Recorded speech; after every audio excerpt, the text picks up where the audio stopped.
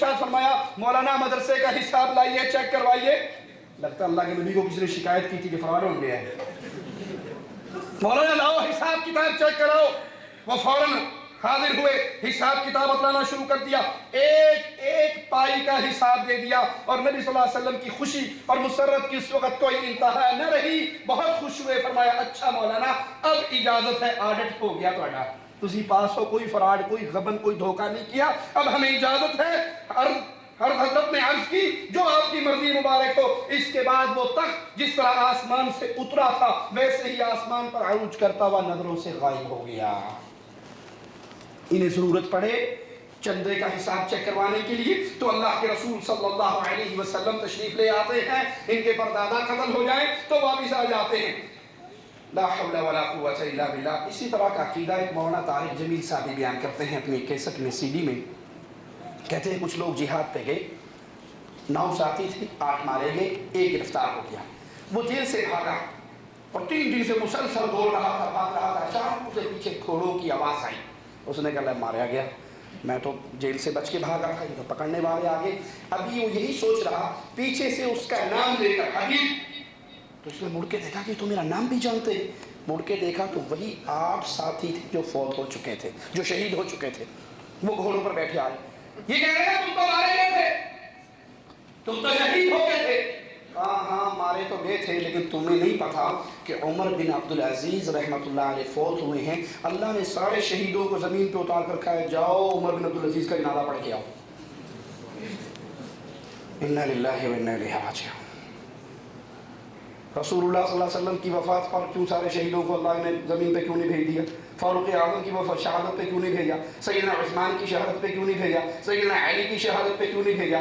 खैर, कहा जाओ हमें दुनिया पर भेजा है, तू बता तूने इराक जाना है, अपने घर पहुंचना है? कहा। और उसने मेरा हाथ पकड़ के जोर से खींचा, मुझे घोड़े पर बिठाया, अगले ही लम्हे मुझे कंधा मार के नीचे गिराया। आंखें खोली तो मैं अपने घर के सामने गिरा हुआ था। यही अकीदा, इसी तरह का तारिक जमील साहब के अकीदे के मुताबिक क्या है कि मरने के बाद फिर शुहदा औलिया अल्लाह जमीन पे जब चाहे आ जाते हैं, चले जाते हैं, या अल्लाह भेज देता है कि जाओ जाओ जनाजा पढ़कर आओ। ये मन घड़त झूठी रिवायतें। इसी तरह का अकीदा प्रोफेसर डॉक्टर ताहिरुल कादरी साहब भी बयान करते हैं, जरा वो भी सुनिए। वो फरमाते हैं करबला में जब शहादत हुसैन हो गई, रात पड़ गई करबला में, और सैयदा सकीना कहने लगी फूफी ज़ैनब आज रात हमारे खैमे का पहरा कौन देगा? तो फूफी ने कहा कि परेशान ना हो, मैं इस खैमे के बाहर पहरेदार बनूंगी। वो पहरा दे रही, अचानक एक आदमी को देखा, वो खैमे की तरफ आ रहा। सैयदा ज़ैनब ने कहा आने वाले अल्लाह तुझ पर रहम करे, ये तो सैयदा फातिमा की बेटियों का खैमा है, तू कौन है, क्यों आ रहा है? हमारे खैमे में तो कोई मर्द भी नहीं है, तू आने वाला कौन है? कहा उसने करीब आके नकाब उठाया, कहा बेटी परेशान क्यों होती हूँ, मैं तेरा बाप अलीउल मुर्तज़ा आया हूँ, आज की रात खैमे पर पहरा मैं दूंगा। इन्ना लिल्लाहि व इन्ना इलैहि राजिऊन। सैयदना अली शहादत हुसैन के बाद करबला के मैदान में पहुंचे। अरे अगर सैयदना अली करबला के मैदान में पहुंच सकते तो अपने बेटे की शहादत से पहले मदद के लिए क्यों नहीं पहुंचे? वही अकीदा जो तारिक जमील ने पेश किया। हज़रत मौलाना तारिक जमील साहब, हम किसी का नाम नहीं बिगाड़ेंगे, किसी के लिए बुरे अल्फाज नहीं अपनाएंगे, किसी की जात में, किसी की शान में, किसी की शख्सियत के बारे में गंदी आवाज निकालना न इसकी तालीम कुरान देता है, न इसकी तालीम मोहम्मद रसूलुल्लाह की तालीमात देती है। हम अहलुल हदीस जब भी बात करते हैं, अकायद की करते हैं, शख्सियात को गाली देना हमारा मनहज वो और है जो शख्सियात को गाली देते हैं।